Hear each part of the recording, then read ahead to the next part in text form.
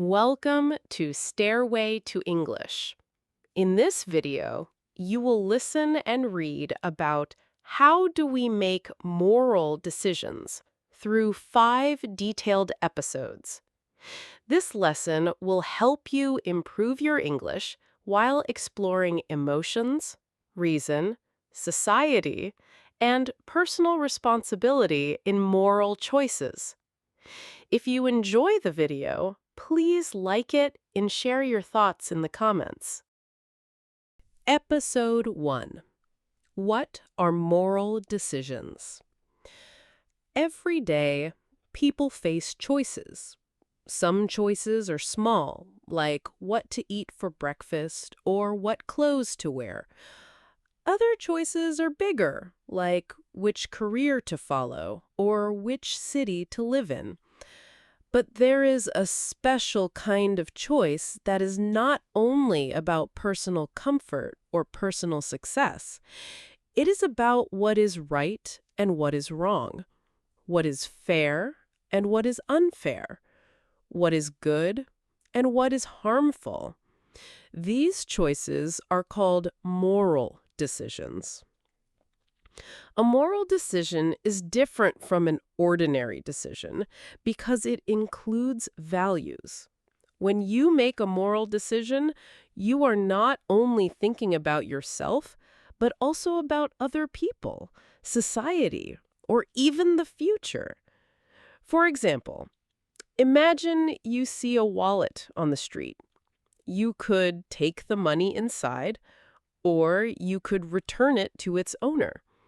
The decision you make here is not about convenience, but about honesty, kindness, and respect.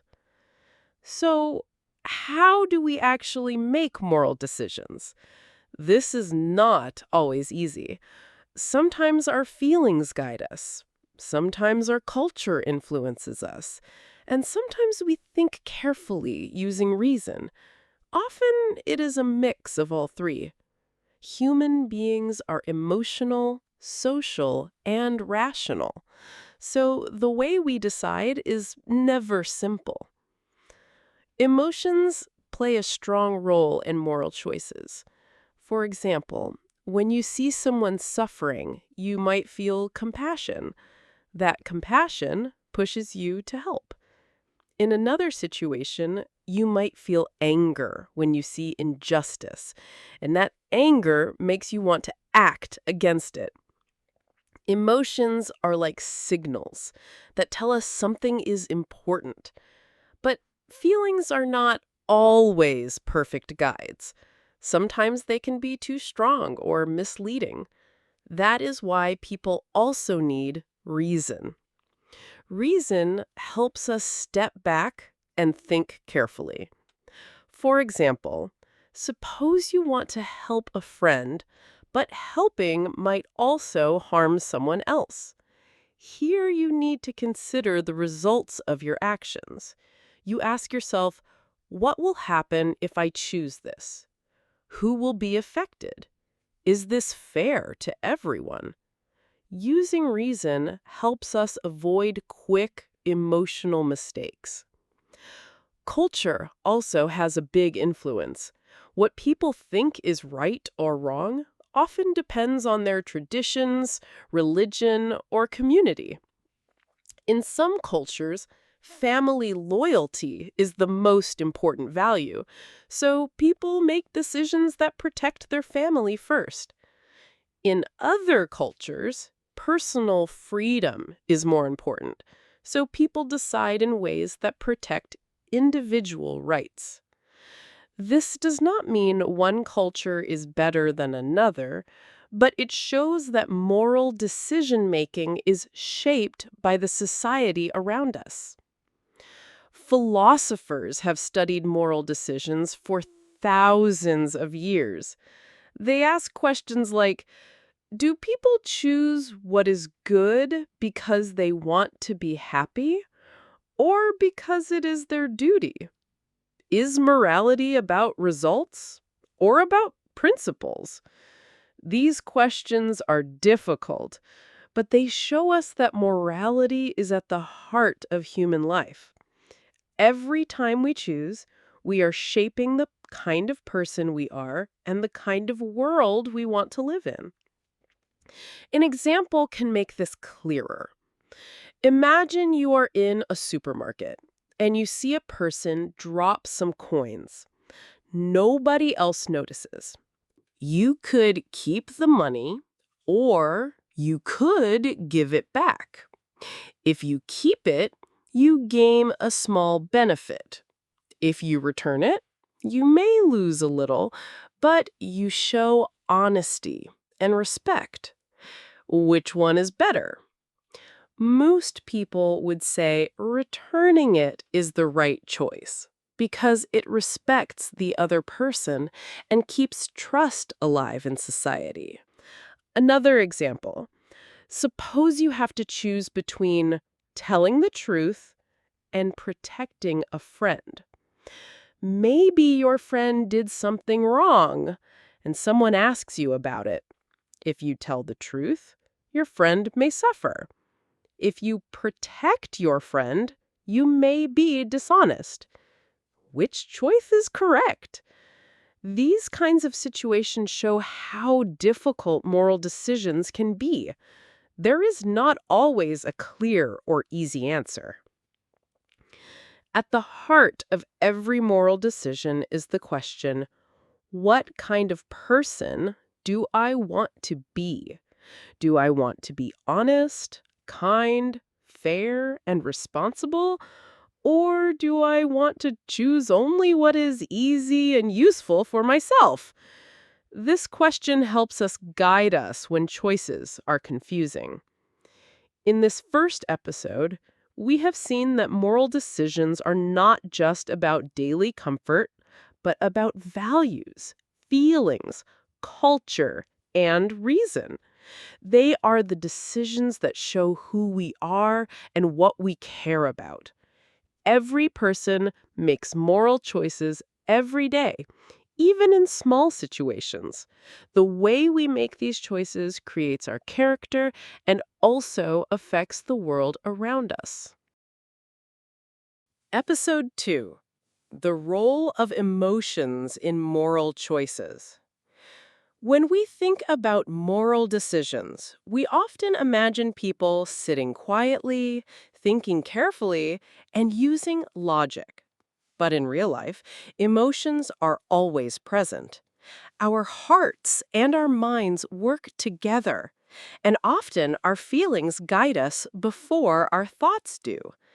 That is why emotions play such a strong role in moral choices. Imagine you are walking down the street and you see a child crying because she has lost her parents. Before you even think, you may feel sadness and sympathy. This feeling pushes you to act. You might comfort the child, ask what happened, or help find her parents. In this moment, your emotion of compassion is leading you to make a moral choice. Without compassion, maybe you would just continue walking. Another example is anger. Anger is usually seen as a negative emotion, but it can also push people to fight against injustice. When you see unfair treatment, like a stronger person hurting a weaker one, you may feel angry. That anger gives you energy to speak up, to protest, or to stop the wrong action. In this way, anger becomes a signal that something is not fair and should be changed. Fear is also an important emotion in decision making. Sometimes people avoid doing the right thing because they are afraid of punishment, criticism, or rejection. For example, a student might see cheating in an exam but stay silent because of fear. Fear can stop us from acting morally. But fear can also protect us. If someone is thinking about stealing but feels fear of the law, that fear may prevent the action. So fear is both a barrier and a guide. Emotions are powerful, but they can also confuse us. Sometimes our feelings are too strong and they make us act without thinking. For example, imagine someone insults you in public. You feel hurt and angry and you want to shout or even fight. But if you act only with emotion, you may do something wrong, like hurting another person or creating a bigger problem. In this case, emotion is not enough. Reason must join in to balance the decision. Another problem is that emotions are selfish. For example, jealousy might push someone to harm another person just to feel better. Or greed might push someone to take more than they need, even if it hurts others. These emotions lead to decisions that are not moral because they focus only on personal desire and ignore fairness or kindness. This is why human beings need both heart and mind. Emotions give us energy and direction, but reason helps us check if the direction is good. Without emotions, our moral world would be cold and empty. Without reason, it would be wild and chaotic. Together, they create balance. Scientists have studied how emotions affect moral decisions. They've found that many people make fast choices based on feelings and then later use reason to explain those choices. For example, a person may feel that lying in a situation is wrong and only later explain with logic why honesty is important. In other words, emotions often come first and reason follows. One famous example of emotion in moral decision-making is empathy. Empathy means imagining yourself in another person's situation. When you feel empathy, you understand their pain, joy, or struggle. Empathy makes people more willing to help, forgive, or share. Many moral actions in history, like movements for human rights, were built on empathy for those who suffered. But sometimes empathy is limited. People often feel more empathy for those who are close to them, family, friends, or people from the same group. It can be harder to feel the same empathy for strangers or people who are different. This shows why morality must not rely only on emotion. Reason and principles remind us that all people deserve respect, not only those we feel close to. In daily life, emotions guide small moral choices too. If you feel guilty after lying, that guilt pushes you toward honesty. If you feel proud after helping someone, that pride encourages you to help again. In this way, emotions create habits of moral behavior. They reward good actions and punish bad ones from inside our hearts. So, emotions are not enemies of morality. They are essential. They give us the motivation to act, the sensitivity to notice what is important, and the energy to stand up for what is right. But emotions alone are not enough. They must work together with reason and values. The best moral decisions are those that come from both a feeling heart and a thoughtful mind. In this episode, we learned that emotions are powerful forces in moral decision-making. Compassion, anger, fear, guilt, and pride all shape how we act. Sometimes they guide us to do good. Sometimes they can lead us in the wrong direction. That is why balancing emotions with reason is necessary. In the next episode, we will look more deeply at the role of culture and society in shaping our moral choices. Episode 3: The Influence of Culture and Society on Morality. When we think about moral decisions, we often believe they come only from our own hearts and minds. But the truth is, culture and society shape morality in powerful ways. From the moment we are born, we are surrounded by rules, traditions, and expectations. These social forces become part of how we see right and wrong, and they influence the choices we make every day. Think about how children learn what is good and bad. Parents, teachers, and communities teach them. For example, in some cultures, respecting elders is seen as one of the most important values. Children are taught to listen carefully, never interrupt, and always show honor to older people. In other cultures, independence is taught as a value. Children are encouraged to speak their minds, share opinions, and even disagree with adults.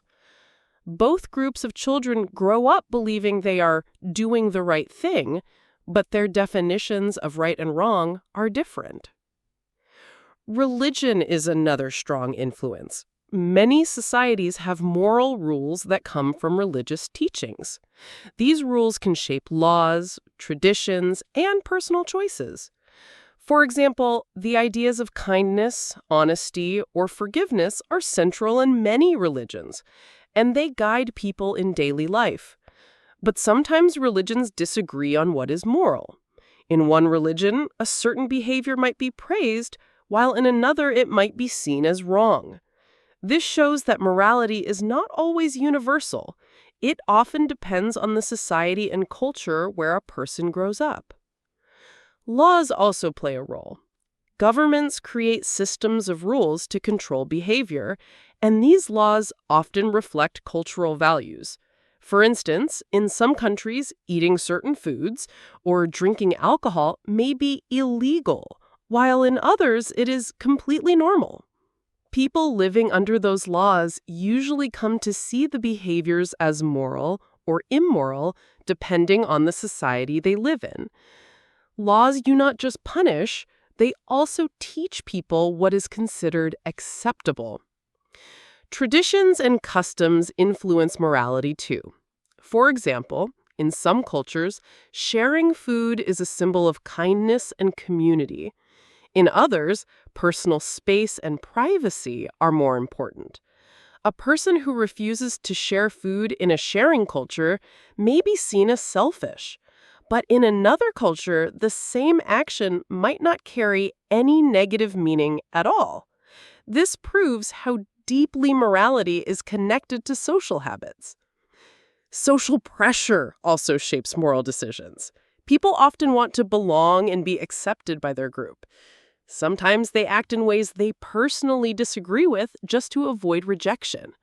For example, a teenager may join in teasing another student because the group expects it, even though deep inside they feel it is wrong. This shows how powerful society can be in pushing people to make choices that are not truly their own. At the same time, society can inspire positive moral actions. Campaigns for recycling, equality, or kindness often spread through schools, media, and communities. When many people around us act in a good way, we are more likely to follow.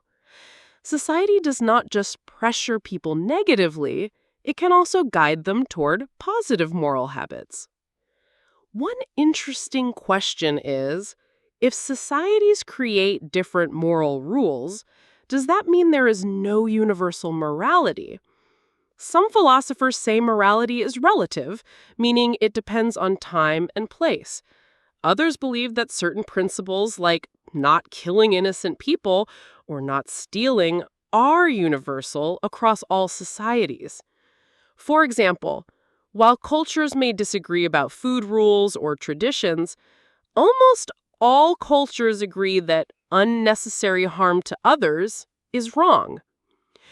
Culture also changes over time, and so do moral standards.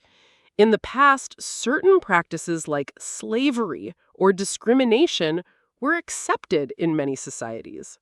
Today, in most parts of the world, these actions are seen as deeply immoral. This shows that morality is not fixed. It grows and changes as societies learn and develop. Future generations may look back at some of our habits today and consider them immoral, even though we see them as normal. Media and technology now play a new role in shaping morality. Social media spreads ideas about right and wrong very quickly. A story of injustice can go viral in hours, and people around the world may feel pressure to act or speak out. At the same time, harmful ideas can spread too.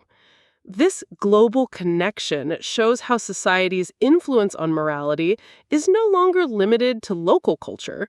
We now live in a world where cultures meet, mix, and sometimes clash.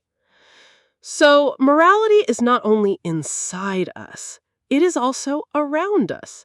Family, religion, laws, traditions, and social pressure all create a framework that guides our choices. While emotions and reason are important, society builds the stage where those forces act. In the next episode, we will explore how personal responsibility and individual freedom work together with these outside influences in making moral decisions. Episode 4: Personal Responsibility and Individual Freedom. When we talk about morality, it is easy to focus on society, culture, or religion. But there is another important part of moral decision-making: personal responsibility. Each person has the power to make choices, even when there are strong influences around them. Individual freedom means we are not only shaped by the outside world, but we also carry the responsibility for our own actions. Every day, people face situations where they must decide for themselves. For example, imagine a student who sees a friend cheating during an exam. The teacher does not notice, and the class seems okay with it. Society's pressure might suggest staying silent, but personal responsibility asks, what is the right thing to do? The student can choose to report it, to confront the friend, or to ignore it. Each choice shows the student's personal moral judgment, not just society's rules. Freedom allows people to question traditions and laws. In some countries, laws once allowed practices that today are seen as immoral. If everyone had followed those laws without thinking, there would have been no change. But individuals took responsibility, stood up, and said, "This is wrong." Their personal moral choices slowly changed society. For example, people who fought against slavery or defended human rights made decisions that were not easy, but they followed their own sense of morality. Responsibility also means accepting the consequences of actions. If a person chooses to act kindly, they may gain respect and trust. If they choose to harm others, they must face guilt, punishment, or loss of reputation. Responsibility means we cannot simply say, "Society made me do it." Each person must understand that their decisions matter. Sometimes personal responsibility conflicts with personal freedom.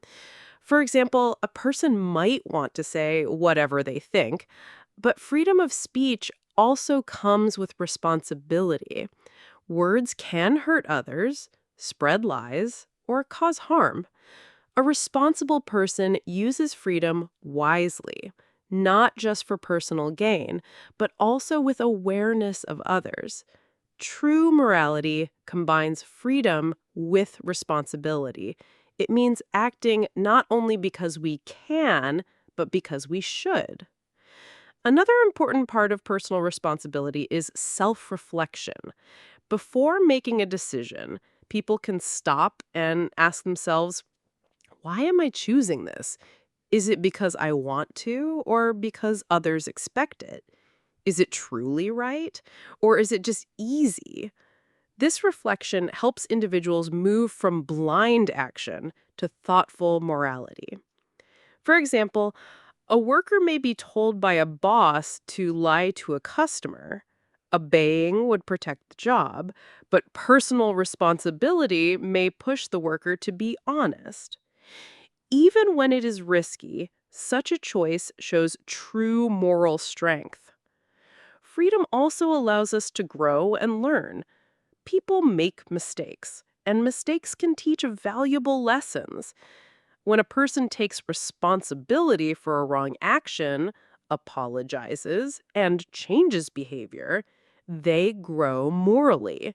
In contrast, denying responsibility or blaming others prevents growth. This is why freedom is powerful. It gives space for both error and improvement.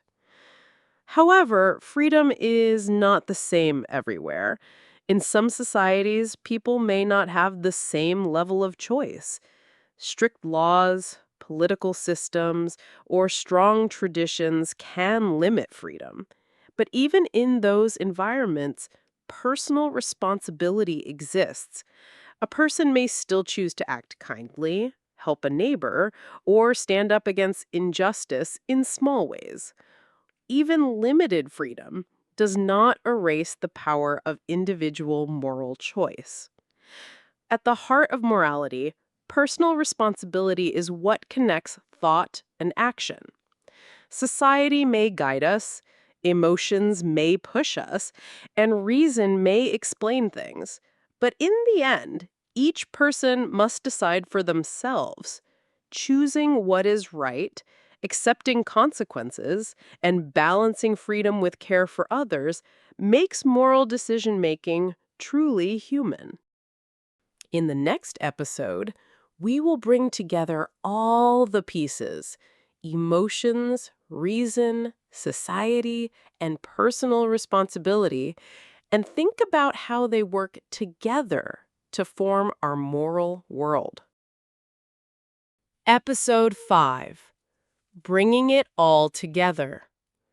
When we think about moral decisions, it can feel like many different forces are pulling us in different directions. Emotions tell us one thing, reason suggests another, society gives rules, and personal responsibility reminds us of our freedom.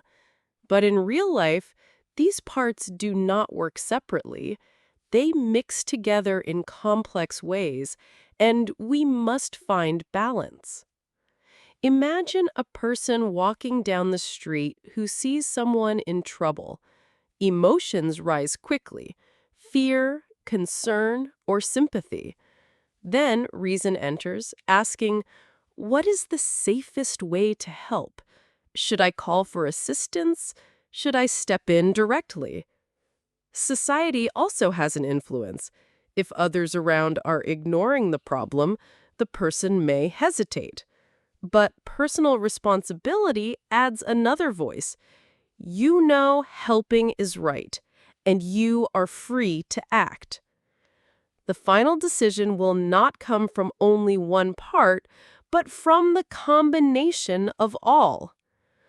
Morality is not a fixed formula. It is a process, and every person creates their own moral path.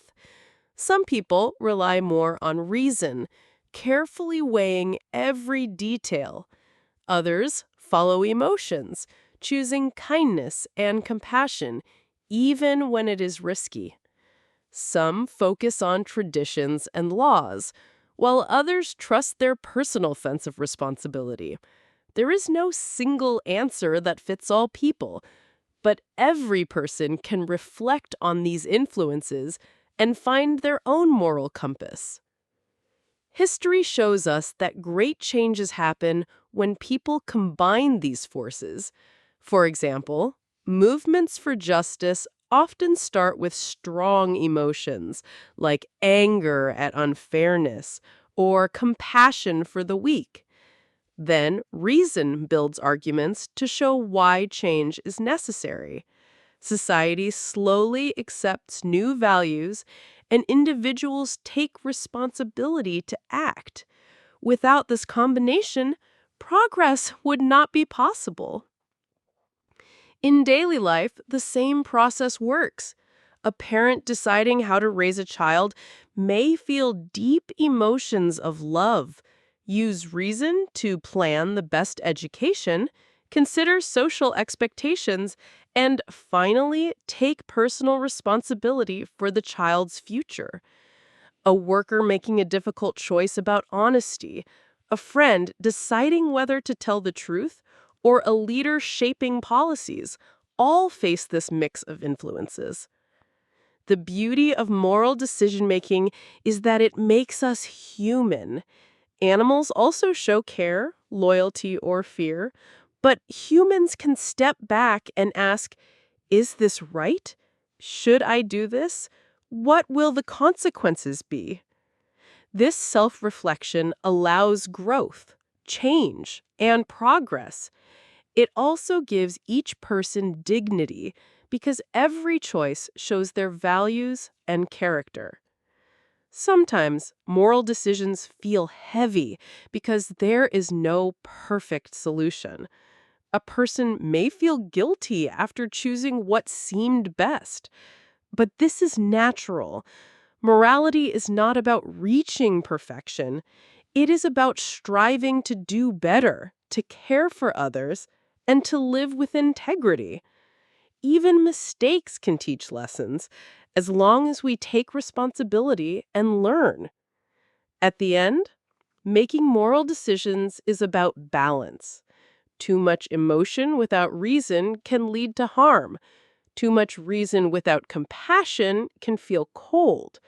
Blindly following society can stop growth, while ignoring society completely can create chaos. Freedom without responsibility can hurt others, but responsibility without freedom becomes empty. True morality comes from weaving all of these parts together into a thoughtful and human response. So, how do we make moral decisions? We listen to our hearts. We use our minds. We learn from our society, and we accept personal responsibility. Each decision becomes a chance to show who we are and what we value. Step by step, choice by choice, morality shapes our lives and the world we live in.